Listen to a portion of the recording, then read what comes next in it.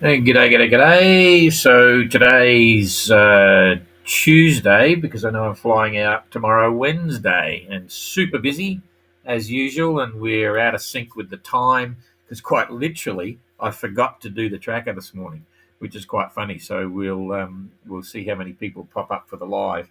But yeah, plenty busy. Lots of different subjects going on here, and it occurred to me about an hour ago.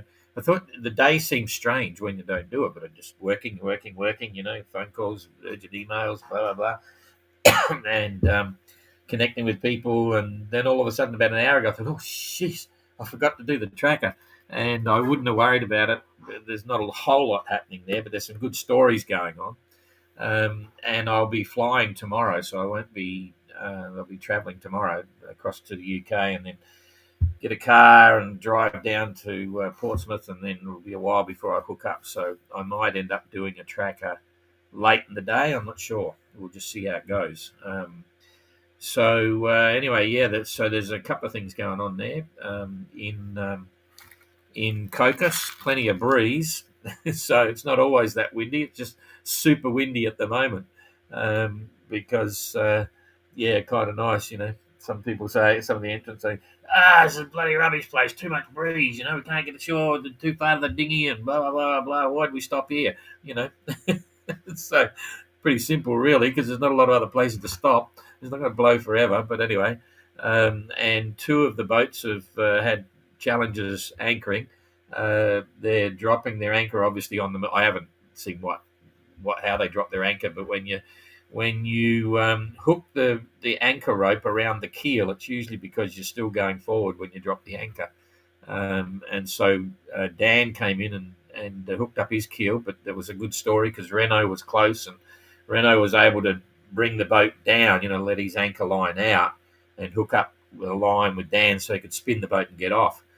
But Peeler had the same problem. She hooked up her keel and sat there for quite a while, beam onto the seas in not really a protected anchorage, and had to call for assistance. So that's a whole story there, but I'll go through that when we've gone through the tracker. And once again, there's only one way to anchor, when you don't have a motor. And effectively you don't. That's another issue. Everyone complains about the motors and, it's hard to get in and all this sort of stuff.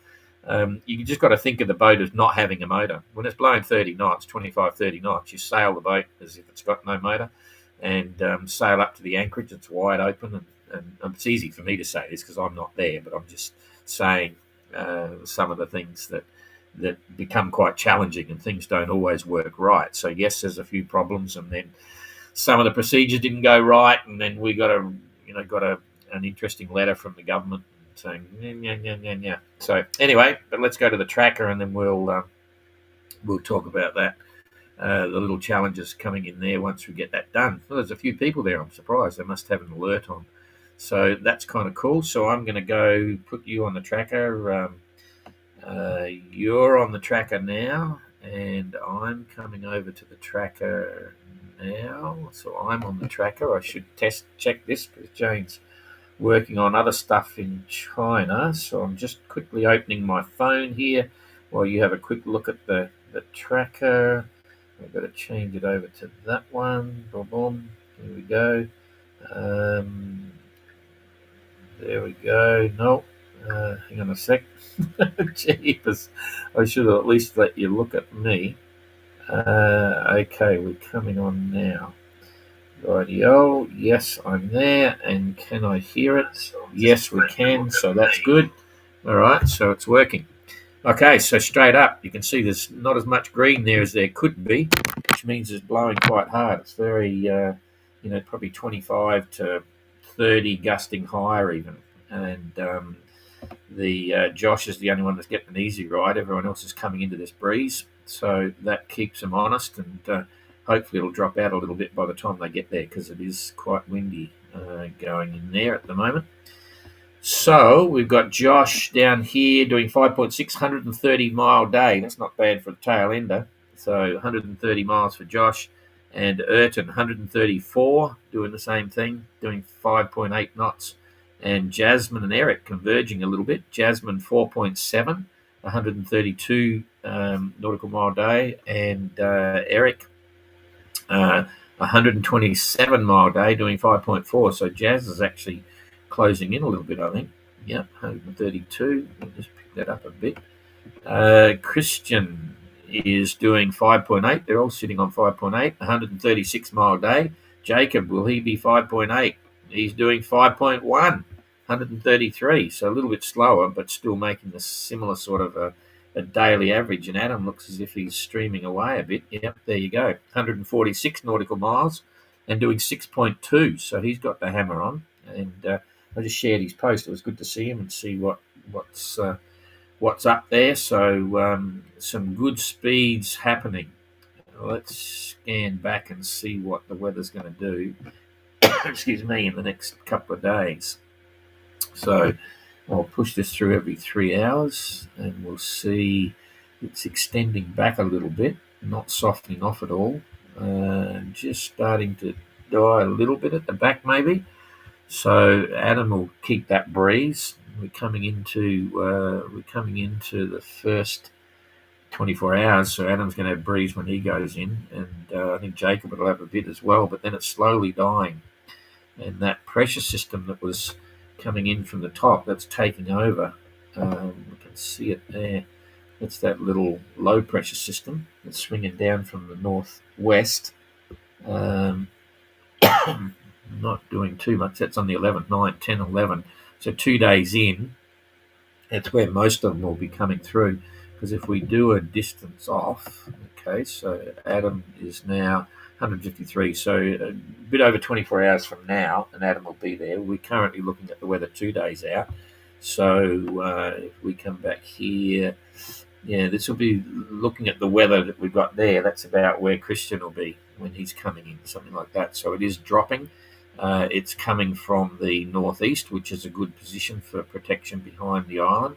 And when they hook around the corner, we'll have a look at that in a minute. If it's northeast, it's quite nice. It's reaching in, but the last one is a bit tricky. So I'll get rid of that. So about 2 days, two days, and then 3 days as more boats arrive, and 4 days other boats as well. So we'll just push that in a bit more. See, so that's on the 12th, 9, 10, 11, 12.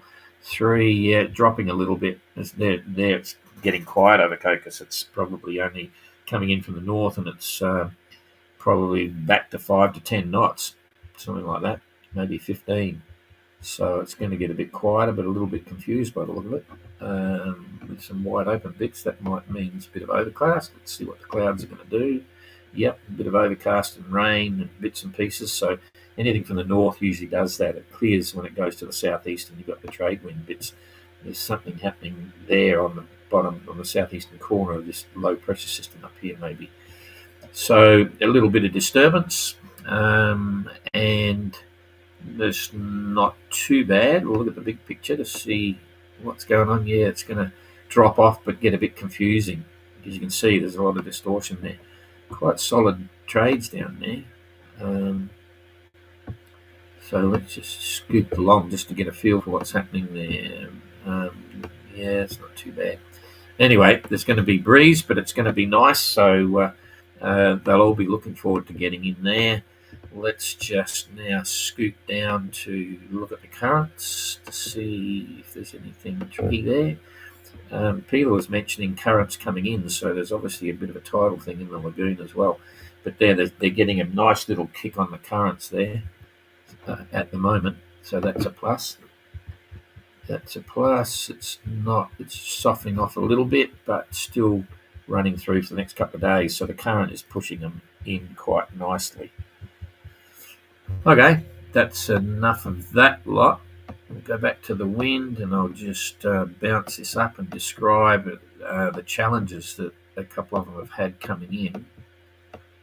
There we go. Lots of rubbish there. You would have seen the post from Kerry on everything that gets washed up. It's all coming up in the currents and just collects in the corner here. So that's pretty straightforward. It's common for a lot of places. Anyway, okay, so we've got Dan out the back here, Renault there, and Pila just here. So what happened was yesterday, we might even be able to see it if I put the snail trail on a bit more. Is that there? Yeah. Peela's got a blue one, so it's very hard to see where she went to. But anyway, Peela came in and it was blowing quite hard. They've got the entrance there, which is quite wide, but it's still challenging because the breeze is coming this way. So they've got to sail to windward and then try and get back up here into the anchorage. And Peela didn't quite make it, anchored out, which wasn't that protected, and then sadly wrapped the anchor line around the keel. So it was holding beam onto the seas.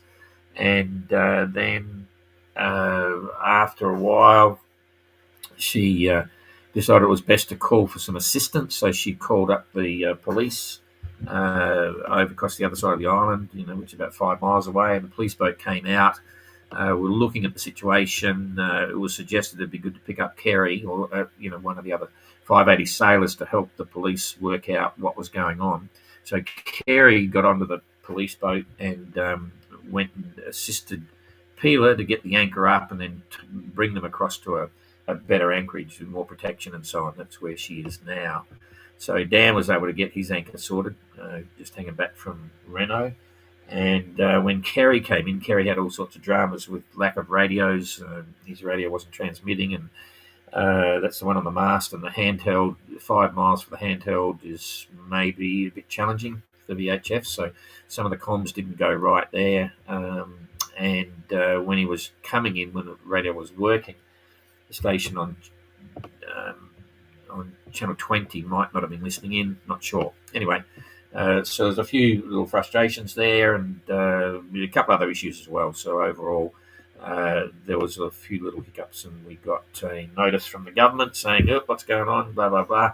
And I've now sorted all that, got reports from everyone, and it all looks good. I think all our guys and girls basically did all the correct procedures, but there was just at the last minute, the stress of weather and stuff, there was the issue with Peela, which worked out really well. She managed everything really well and did all the correct things. And Kerry's situation with the comms got sorted. There were some regulation issues there as well that people were just asking questions about, but all is good. They're there, and we're waiting for the next batch now. But looks like they're having fun on shore, so that's good. But it's still been a bit windy. It's probably backed off a little bit for a while, but it's coming in again. So, and you can see it's pretty protected. So that northerly, it's protected all in here from northwest all around through northeast, and even then, all of it, the sea's down. It's pretty much a pretty secure anchorage there. A fair distance to go on the tender. If we measure that off, you can see the anchorage there. How far have they got to go for the tender when it's a bit windy? It's not that bad, to get in here. It's only 0.07 of a nautical mile. So that's not too bad. Anyway, all fun. And they've got free selection of thongs and flip-flops. So just walk along the beach and find your bits if you saw Dan's post. Anyway, enough of that. I'll come back here and see what's going on. These pictures I just put on the graphics that we got in the early days from B&B on the kit. You would have all seen them. They're pretty impressive. They give you a great impression of how the boats are built and all the rest of it. So I've got to say B&B's efforts there making this whole system in the very beginning, in the early days, had a lot to do with the success of the class, I think, because it certainly made it very achievable to build the boats. So thanks again to B&B for doing all that. They've been popping out quite a few kits now as well, which is kind of good. Anyway, okay, we're just about done. Unfortunately, I can't make it to Portsmouth on Friday. Oh, thanks. Yeah, they've got a call. One of the builders wants to catch up, so we're going to do a thing on Friday night somewhere. He's organising. I said, yeah, I'll be there because I'll be there checking out Explorer and doing a few things. So that's bad luck. Maybe next time, Nadine. Yep. G'day, Jonathan. Great to catch you live again on the East Coast. Yeah, not sure what the time is anywhere now, but anyway. 1 part honey, 1 part lemon. You're referring to me. Gee, because I get sneezing fits. It's unbelievable. I've got rid of the cold, I'm sure, but it's just me. Anyway, 1 part rum. Heat as hot as you can stand. The spoon down the throat. Try not to swallow too much. Relief for a good while. Thanks, mate. Yep. Christian, good evening from Darwin. Just had dinner with Mark Sinclair and Jill. Jeepers, he's still there. Bloody hell, we'll have to scratch him off the game plan. They'll never catch up now. We might see him in Cape Town. Jill's got to get off in Durban, I think, and then Captain Coconut taking it around. So I guess they've given up the plot on hanging through. Anyway, all good. Bravo, Peeler, and Carey. Yeah, it all worked well. I was quite impressed. But I've got to say, Peeler is a professional mariner. She knows what goes on, and she maintained her comms on Channel 16, the locals on Channel 20, and so on. But it all worked well. Everyone helped everyone, and everyone's happy. So I'm glad about that. 8 o'clock in the morning for Captain Joey. There you go. All right, so that's about it. We'll, I may be able to do something tomorrow night. We'll see if I can get a tracker up. I will, and we'll see how the guys and girls do getting in on the next round. So thanks for that. We'll catch you later on. Oh, I'm going to put that up first. Boom, boom.